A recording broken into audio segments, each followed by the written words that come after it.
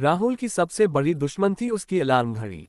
हर सुबह वो पूरी आवाज में चिल्लाती थी और हर सुबह राहुल उसे बंद करके फिर सो जाता था। आखिरकार उसने तय किया, इस घड़ी को सबक सिखाना पड़ेगा। उसने बैटरी निकाल दी और खुद को जीनियस समझकर मुस्कुराने लगा। उस रात वह चैन से सोया, ये सोचकर कि उसने जंग जीत ली है। अगली सुबह वह 10 बजे उठा। स्कूल की बस कब की जा चुकी थी। अचानक उसकी मम्मी की गुस्से भरी आवाज गूंजी, राहुल, तू फिर से लेट हो गया। राहुल ने मासूमियत से कहा, मम्मी, अलार्म घड़ी ने मुझे धोखा दे दिया। उस दिन से उसकी मम्मी उसकी पर्सनल अलार्म घड़ी बन गई।